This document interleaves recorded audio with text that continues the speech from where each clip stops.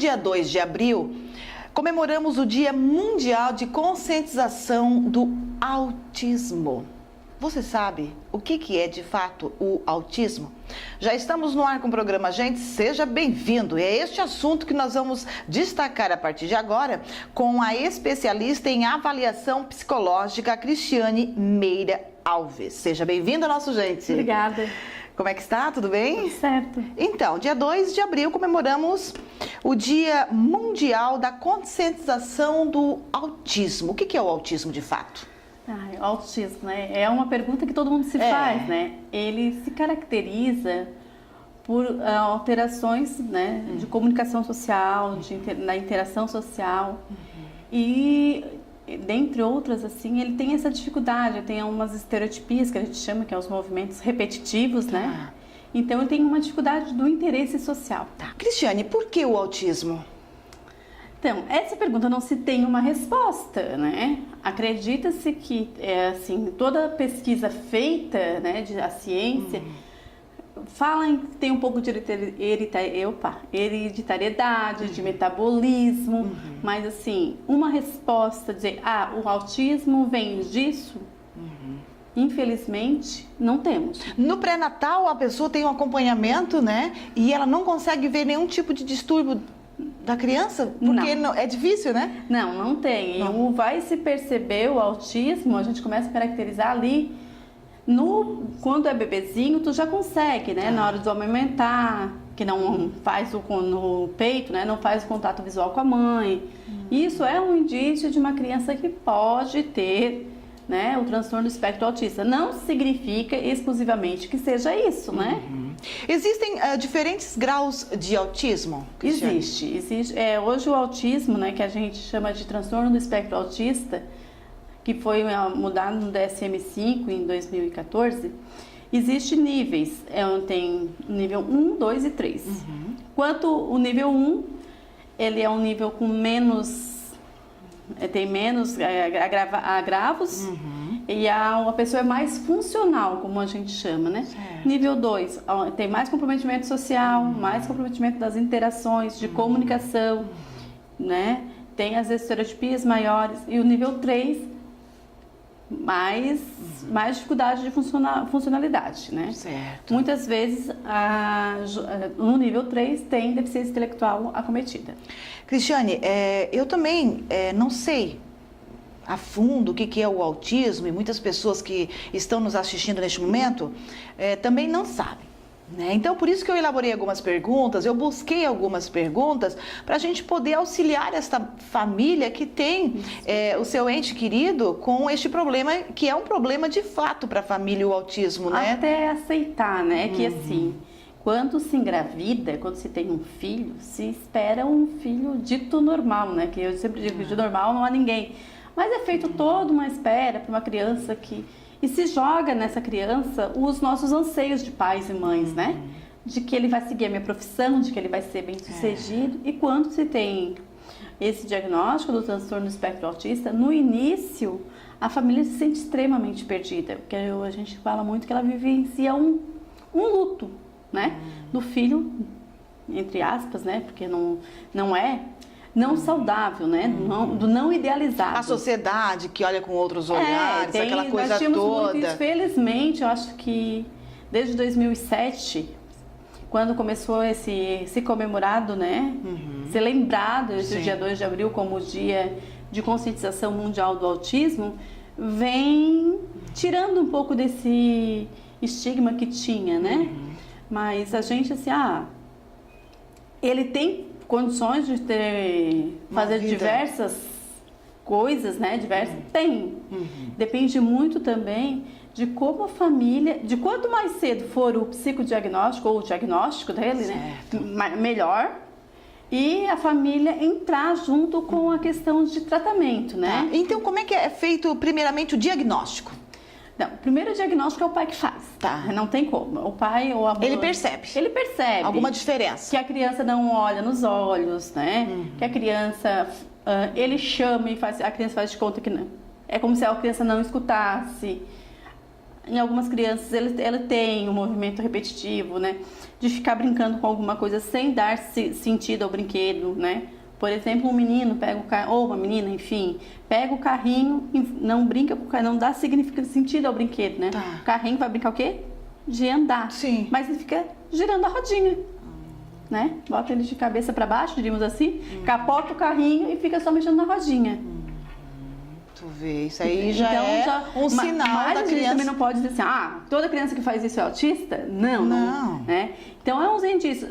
Tem mãe que percebe que a criança não olhou durante a amamentação nos olhos, né? Não, porque a criança faz o contato com a mãe, então não fez contato. E, opa, todo mundo faz, o meu não faz. E vai percebendo algumas coisas. Aí quando começa a perceber tudo isso, vai ao médico.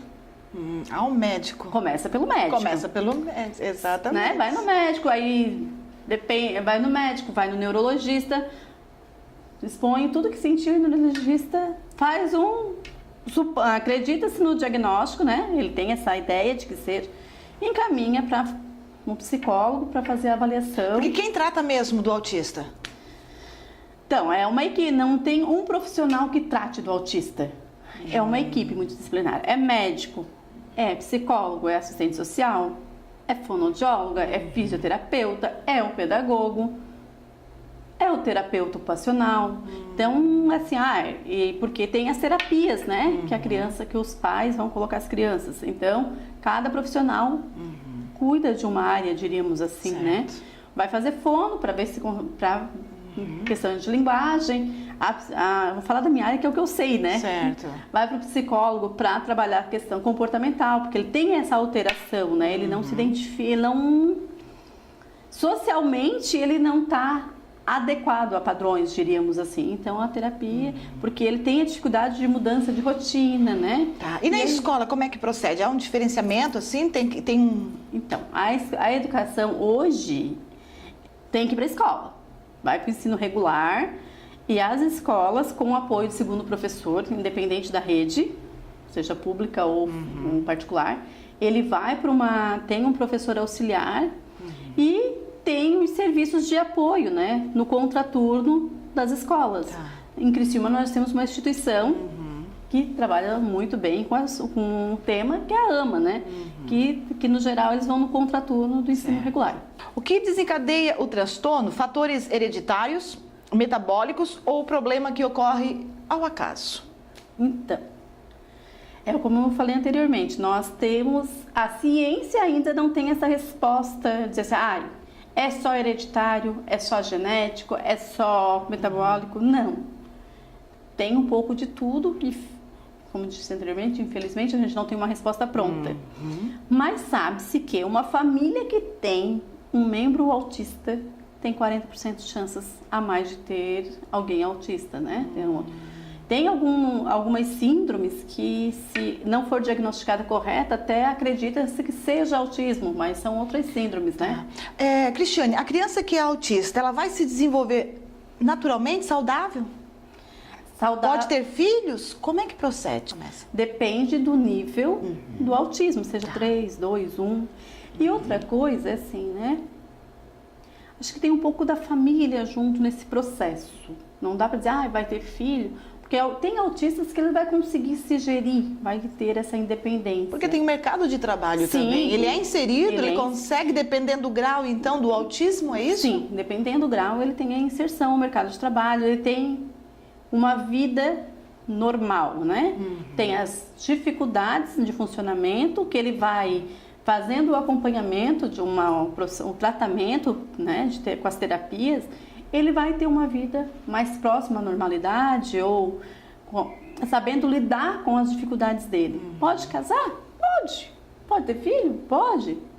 Nada é dizer assim, não vai existir. Porque eu sempre digo para os meus pais, né, que eu atendo, hoje é isso, amanhã eu já não sei, eu não sou ciência, eu não sou cientista e também não sou Deus, né? Então eu não posso dizer, ele não vai conseguir fazer, ele não vai... Hoje tem se a gente pensar, tem autistas sim, que são casados e têm filhos. Tá. E é mais menino ou menina que tem esse... O índice maior é de meninos, é 4,5 por 1. Para 4 meninos e meio, né? Esse meio do menino aí, tem um caso de menina. E hoje a gente diz assim, as pesquisas, e tem estudos que falam 1 para 68, uma pesquisa norte-americana diz que é 1 menino para 48 meninos e uma menina para cada 189. Então tem um pouquinho mais de meninos. Muitas famílias não sabem como lidar com a criança, se mima demais, se dá mais carinho para este que tem o autismo, né? E para aquele que é saudável. Isso é muito complicado na família. Então uma orientação psicológica é válida e como, né? Então, assim, o que eu sempre oriento aos pais? Quando eu descubro meu pai eu recebo um pai no consultório dizendo, o médico deu o diagnóstico de autismo. A primeira coisa que eu proíbo é a internet. Eu digo, Deus procurar no Google, né? Porque o Google tem a internet como um todo, né? Tem muita coisa legal, tem muita orientação positiva, mas tem muita orientação... Que confunde, né? Que confunde.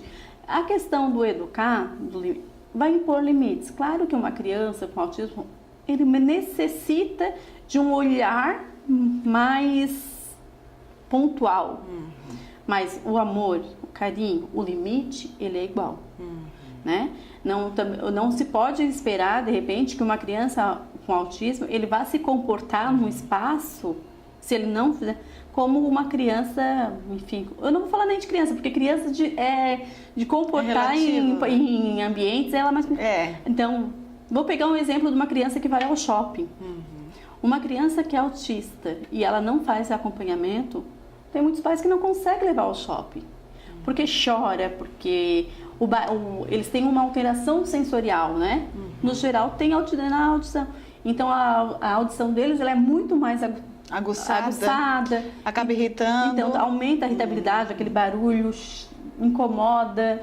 Então, se a gente não vai ter uma vida sociável, então, né? Se nós pensarmos, se tu tá num lugar, e tu vê aquele barulho que começa a te incomodar, imagina uma pessoa autista. Mas ele tratado, ele consegue se comportar, consegue ter um convívio social, sim. Olha, estou conversando com a Cristiane Meira Alves, destacando sobre o autismo, explicando a respeito do autista, né? A posição dele, como cuidar de uma criança autista. Você falou na escola, né? Que ela tem que estar na escola. Mas como é que é o tratamento na escola com as demais crianças? Deve ser igual. Igual, aprendizado igual? Então, tem crianças que vai ter um aprendizado igual ou similar, né? Porque nem toda criança, se a gente pensar em criança dita normal, tem um aprendizado todo mundo padronizado. Certo. Né? E o autista, ele vai ter o quê? O interesse, às vezes, por alguma coisa diferente, né? Tem muito autista que gosta muito de carro, tem autistas que gostam muito de dinossauro, que tem um gosto mais apurado para música. Antes de vir para cá, eu estava até lendo sobre isso. E um site dizia o seguinte, que eu achei muito legal. Quando é uma criança que a gente considera saudável, né, que não tem nenhum diagnóstico, o que as pessoas fazem? Ela tem uma aptidão para música, ou para o esporte. Todo mundo investe, né? As escolas. E por que a gente tem que fazer diferente com o autista? Se ele tem uma aptidão para uma situação, né? Para trabalhar com a música. Mas aí ele não pode? Nossa, quando eu li, eu fiquei pensando, é verdade. E ele pode. Pode. Porque ele já tem essa aptidão, esse desejo, tá ali dentro. E ele vai se aprimorar. Olha, Cristiane Meira Alves, especialista em avaliação psicológica. Um pouquinho do teu trabalho, fale. Eu trabalhei com eficiência por muitos anos. Hoje eu trabalho só com clínica, mas o meu público, eu tenho muito público que é autista. Né? E aí chegam, como eu falei, chegam os pais preocupado, não sabendo o que fazer, mas aos poucos a gente vai desmistificando algumas coisas com os pais, né? Eu lembro que teve uma mãe que no consultório, quando ela viu, eu disse, meu Deus, ela não vai mais voltar, né? Aí eu disse pra ela, eu fui embora chorando. Aí, você foi? Fui. Que bom. Aí ela olhou pra mim, tu és assim mal? Aí eu disse, não, é pra te ver que a gente precisa mudar algumas coisas, e eu sei o quanto dói em vocês. Aí ela disse, mas tu não é a mãe. Eu disse, não, realmente, eu não sou a mãe, mas eu sei a dor que vocês sentem. Não com a mesma intensidade, mas eu sei me colocar no lugar de vocês. Então, eles vão para o consultório querendo que a gente tenha uma varinha, né, de condão e diga assim, agora vai ficar tudo bonitinho, ele vai... Não. E a família vai descobrindo nesse processo. o quanto ele vai. Eu estou com uma criança de 2 anos e 8. As primeiras sessões ele só chorava. E eu disse para a mãe, ele vai chorar. Segura o coração e confia. Aí ela olhava para mim e dizia, tu pensa que é fácil confiar? Eu disse, não, tenho certeza que não é, porque se eu fosse tu também não confiaria tanto. Aí esses dias ele chegou semana passada, olhou, bateu na porta e disse, vamos?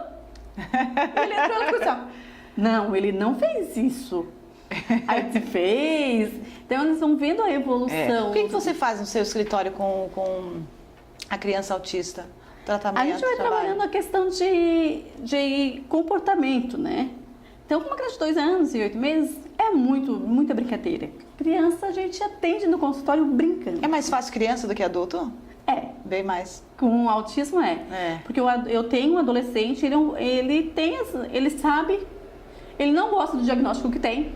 Não. Ele diz, eu não gosto desse diagnóstico, não gosto disso. Eu não queria ser assim. Aí eu digo, é verdade, eu imagino. Mas a gente vai daqui pra frente. Não dá pra mudar, infelizmente a gente... Não tem cura o autismo? Não, tem melhoras de... Hoje, eu sempre gosto de dizer, hoje não. Hoje a gente trabalha com a melhora de sintomas, ele tem uma vida muito próximo, né, do que a normalidade. Ele consegue ter contato social com restrição, né? A gente não vai querer chegar abraçando, beijando o autista, você vai achar que ele vai fazer isso também. Tem autista que consegue deixar, ele põe um limite social também, né? De dizer, não vai chegando assim que eu também não gosto. Assim como as pessoas, né? Tem gente que não gosta realmente de ficar chegando, vai... Não, é mais ou menos assim, né? Porque assim, se a gente pensar, tem pessoas que são mais visuais, mais auditivas e tem o sinestésico. O sinestésico é o que gosta de abraço. O autista não gosta muito. Não gosta muito. Não quer dizer que ele não o faça, que ele não dê beijo. Mas não é uma característica dele, né?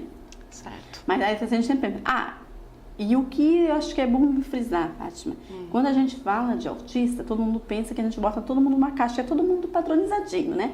Todo autista assim, todo autista tem dificuldade para olhar. Todo autista tem alteração sensorial, mas todo autista tem isso, ele tem seletividade alimentar, então todo autista tem seletividade alimentar. Não, né? Ele não é um compêndio ali do livro que, ele tem que ter. Tanto que se a gente pegar o DSM, ele tem que ter algumas, né? Acima de 6. Então, tem situações que ele vai fazer e outras que não. Não é... Tem o direito também, né? Não achar que ele vai entrar na onda. Todo mundo é igualzinho. Não, porque não são. Cristiane, muito obrigada pela sua presença. Tá aí o telefone, tá aí o endereço para você entrar em contato. Se você tem alguém na sua família com problemas de autismo, porque é um problema, né? Uma dor de cabeça é um problema, dor nas costas é um problema, a gente não vai... Porque não... Mas ele é uma situação, é um transtorno. É uma situação, né?